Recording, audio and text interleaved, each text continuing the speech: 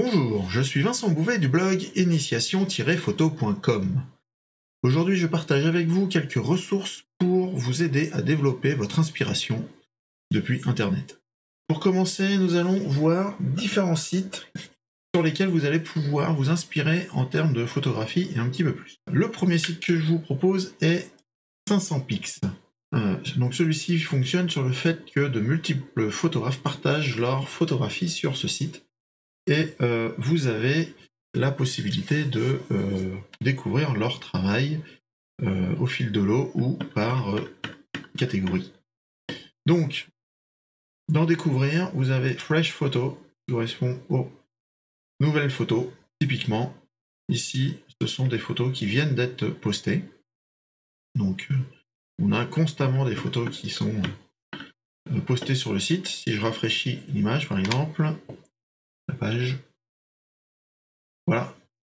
Donc, entre le moment où j'ai affiché la page et le moment où j'ai rafraîchi, j'ai eu 4, 5, 6, 7, 8, 9, 10, 11, 12 photos qui ont été publiées sur le site. Donc c'est vraiment extrêmement dynamique et vous allez pouvoir avoir énormément de flux de photographies à regarder.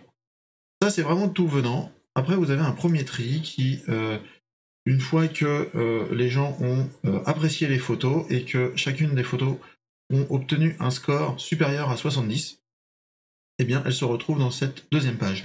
C'est un petit peu comme une deuxième publication de la photo qui relance encore une notion, une vague de vote. Et plus la photo vient récupérer un nombre de votes élevé en un minimum de temps, et plus sa note monte et plus elle est classée en haut des tris. Donc, le plus fort, c'est les populaires, c'est celles qui obtiennent les meilleures notes.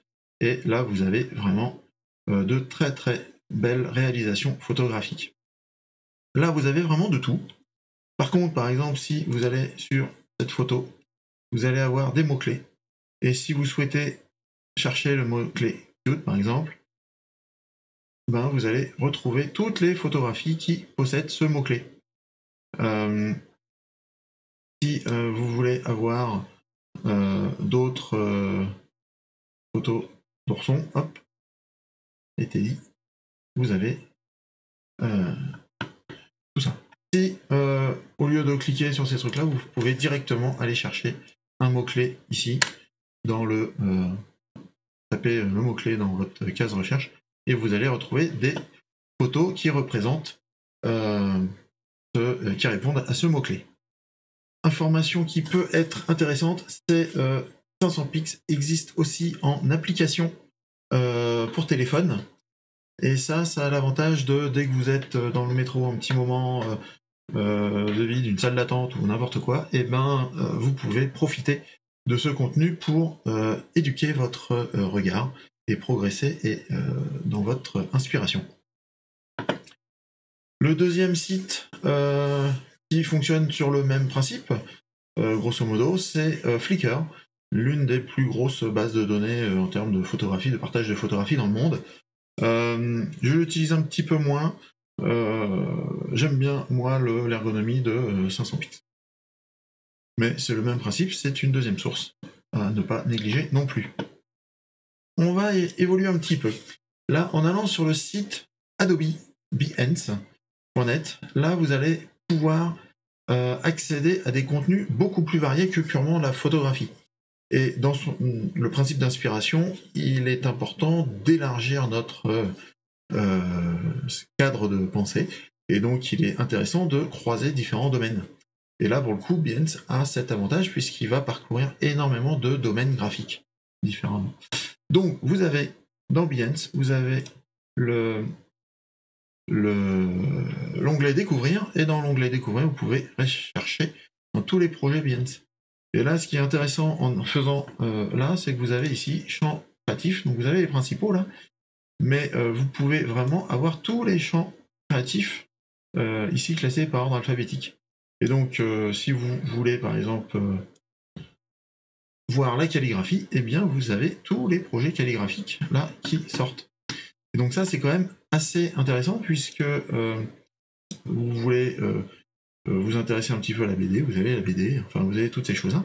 Et peut-être que ça vous intéresserait de vous inspirer par exemple d'une... voilà, par exemple ça. Vous avez... donc ça c'est un personnage, vous avez une prise de vue qui est... enfin, un cadrage qui est de ce type-là, et peut-être que vous, dans votre pratique de la photographie, vous souhaiteriez mettre ce même type de cadrage ou de mise en scène, mais en forme de graphisme et en forme de photographie. Et ainsi, vous pouvez, pourquoi pas, croiser les domaines entre la bande dessinée et la photographie ou la 3 dimensions et ces choses-là. Toujours dans l'élargissement, l'une des bonnes sources, c'est la partie dessin, peinture. Et donc, vous avez le site DeviantArt, qui là propose des artistes en plus orientés peinture numérique ou peinture, mais pas seulement. Et là, typiquement, c'est très intéressant de se dire, la personne a eu, dans le cadre de sa pratique de la peinture, ce type de cadrage, avec un modèle posé sur le bord d'une rivière et un dragon qui viennent à sa rencontre.